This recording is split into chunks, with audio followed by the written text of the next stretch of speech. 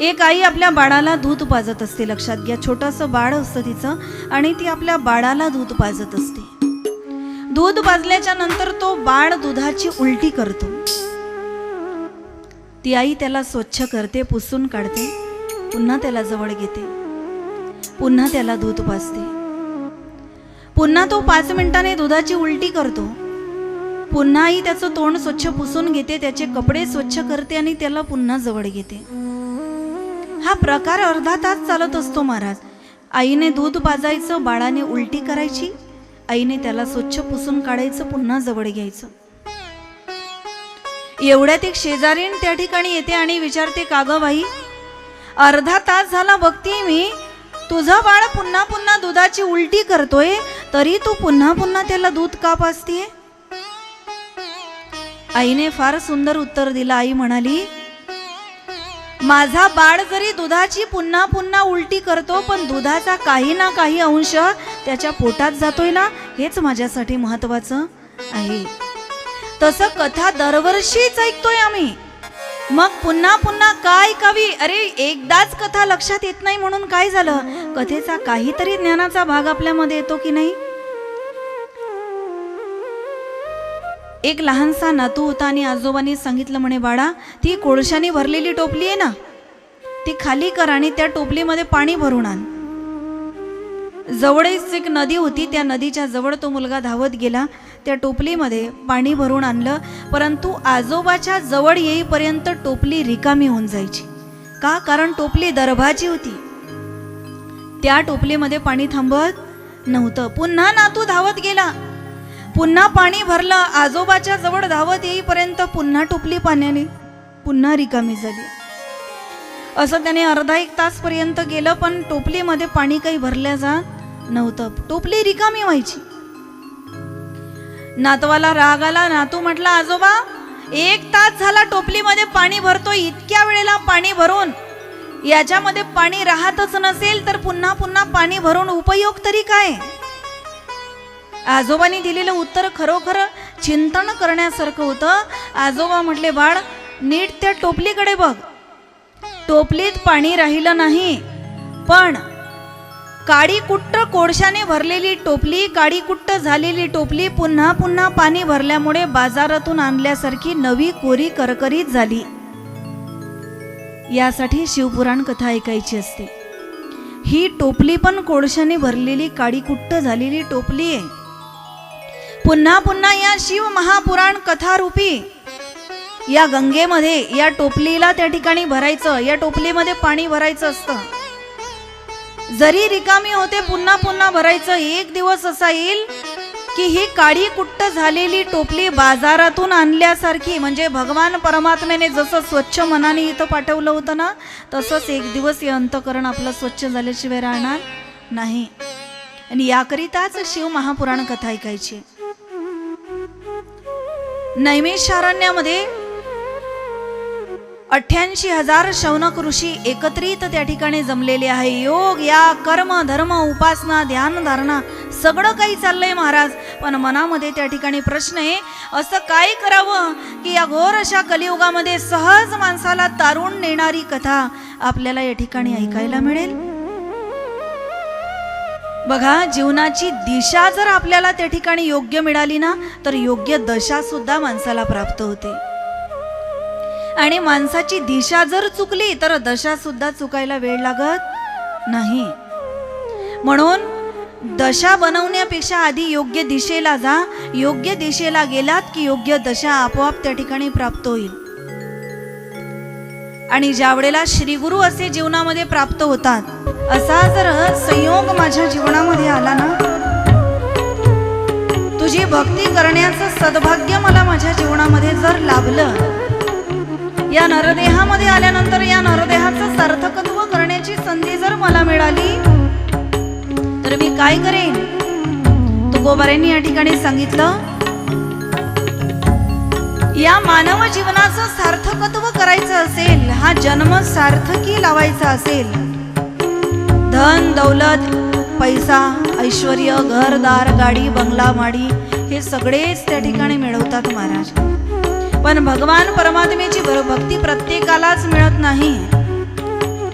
आणि हे जर मला मिळालं तर तुकोबाराई म्हणतात मी माझ्या जीवनामध्ये एकच करणार आहे.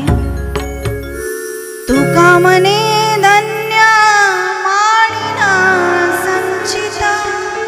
तुकोबाराई म्हणतात ही भक्ती जर मला माझ्या जीवनामध्ये प्राप्त झाली तर मी माझ्या संचिताला धन्यता देईन.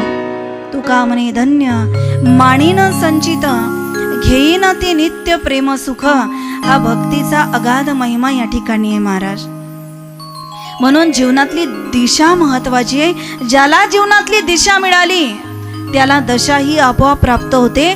ज्याला जीवनातली दिशा शेवटपर्यंत मिळाली नाही. आज लोक इकडच्याच दिशेकडे बघायला लागले, पूर्व चांगली आहे की पश्चिम चांगली आहे. इथे जीवनाची दिशा अजून कोणाला मिळाली नाही. पूर्व पश्चिम उत्तर दक्षिण या दिशा तेवढ्या महत्त्वाच्या नाही जेवढी परमार्थाची दिशा जीवनातली महत्त्वाची आहे.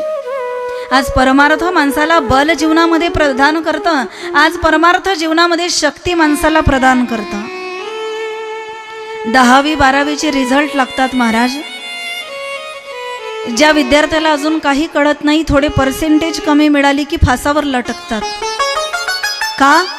सहन करण्याची शक्ती आज आमच्या तरुण मंडळीमध्ये राहिली नाही. दुःख पचवण्याची क्षमता आमच्यामध्ये राहिली नाही. इथे बसलेले असे कितीतरी लोक असतील, तुमच्या काळामध्ये गरिबी तुम्ही भोगली असेल, दरिद्रता तुम्ही पाहिली असेल, एका लुगड्याचे 2 लुगडे फाडून तुम्ही घातले असतील, चटणी मिठासोबत तुम्ही भाकरी खाल्ली असेल, एक वेळ तुम्ही उपाशी राहिला असाल, पण तुम्ही जीवनात आत्महत्या करण्याचा विचारही कधी केला नाही. जीवनात चढ आला असेल, उतार आला असेल, कधी दुःख आलं असेल, कधी सुख आलं असेल. तुम्ही लोकांनी दुःखही पचवलं, तुम्ही लोकांनी सुखही पचवलं. सुखामध्ये तुम्ही उन्मत्त झाले नाही, दुःखामध्ये तुम्ही त्या ठिकाणी गर्व येऊ दिला नाही, अहंकार येऊ दिला नाही. हे जीवनामध्ये कळणं फार महत्वाचं आहे. लक्षात घ्या, हे जीवनामध्ये समजणं फार महत्वाचं आहे. आज 10-10 मजली बिल्डिंग बांधणारे लोक या जगात कमी नाहीत, भरपूर आहेत. पण दुःख आल्यावर त्या 10 मजली बिल्डिंग वरून उड्या टाकून हे लोकांनी आपले आपले जीव दिलेले आहेत. सुख मिळणं महत्वाचं नाही, सुख माणसाला पचवताही आलं पाहिजे. काही लोकांना सुख एकाएकी एका वेळेला एवढं मिळतं महाराज की त्यांना ते सुख पण पचवता येत नाही. माणसाला दुःखही पचवता आलं पाहिजे, माणसाला सुखही पचवता आलं पाहिजे. या जीवनाची धर्मही आहे सुख आणि दुःख. या जगतामध्ये असा कोणी नाही, मी कालही बोलून गेले, जगतात सर्व सुखी असा कोणीच नाही. ज्याला पैशाचं सुख असेल तो शरीराने दुःखी असेल. कोई तन दुखी, कोई मन दुखी, कोई धन बिन रहे उदास, थोडे थोडे सब दुखिया, सुखी श्याम के दास, सुखी भगवान के दास. या जगतामध्ये सर्व सुखी असा कोणी नाही. पण याचा अर्थ असा नाही की दुःख जीवनात आलं म्हणजे माणसाने आत्महत्या करावी. रामायण ऐकलं असेल आपण कधीतरी जीवनात. रामायणामध्ये एक पात्र असं आहे महाराज, त्या पात्राचं नाव आहे सीता. कुणाची मुलगी आहे सीता? जनक राजाची कन्या आहे. या धरणी माईतून जिचा जन्म झाला, या धरती माईची ती पुत्री आहे, जनक राजाची कन्या आहे. जनक राजाने कन्या मांडलं म्हणून जानकी नाव तिला त्या ठिकाणी प्राप्त झालं. जी सीता आहे, वनवास राम प्रभूला झाला होता, सीता माईला वनवास झाला नव्हता. परंतु ज्या वेळेला सीतामाई वनवासामध्ये वनवास भोगण्याकरिता गेल्या, मला एक सांगा, 14 वर्षाच्या वनवासामध्ये सीतामाईला काही कमी दुःख मिळाले असतील? अरे ज्या सीतामाईने जमिनीवर सुद्धा पाऊल कधी कधी ठेवलं असेल, लक्षात घ्या, मातीवर सुद्धा पाय कधी कधी ठेवला असेल. उन्हाचे चटके सुद्धा ज्या सीतामाईने कधी सहन केले नसतील. एका चक्रवर्ती राजाची कन्या आहे, कुठलंही दुःख जीवनामध्ये पाहिलं नसेल. पण वनवास ज्या वेळेला भोगावा लागला ना, मातीची गादी आणि दगडाची उशी करून त्या माऊलीला झोपावं लागलं. पण त्या माऊलीने 14 वर्षाच्या वनवासात आत्महत्या करायचा कधीच विचार केला नाही. आमचं सासू बरोबर भांडण झालं की घेतलं रॉकेल अंगावर, नवऱ्याबरोबर भांडण झालं की घेतलं रॉकेल अंगावर. बरं झालं ते आधी रेशन कार्डावर रॉकेल मिळायचं ते मिळणं बंद झालं. तेव्हापासून रॉकेल ओतणाऱ्या महिलांची संख्या पण कमी झाली. एक लक्षात घ्या, जीवनामध्ये भगवान परमात्म्याने हा देह जो दिलेला आहे ना, हा एवढा स्वस्त नाही. एखाद्याचा हात गेला तर असा हात पुन्हा मिळत नाही, एखाद्याचे डोळे गेले तर असे डोळे पुन्हा मिळत नाही. म्हणून जीवनात संकट किती येऊ द्या, ज्या दिवशी तुम्हाला वाटेल ना आत्महत्या करावी, त्या दिवशी 5 मिनिट शांत बसा, डोळे मिटा आणि रामायणामधली सीतामाई आठवा. तुम्ही उभ्या आयुष्यात आत्महत्या करणार नाही. आणि आपण आत्महत्या केल्यावर कुणाचं काहीच बिघडत, आपल्या नवऱ्याचं पण बिघडत नाही.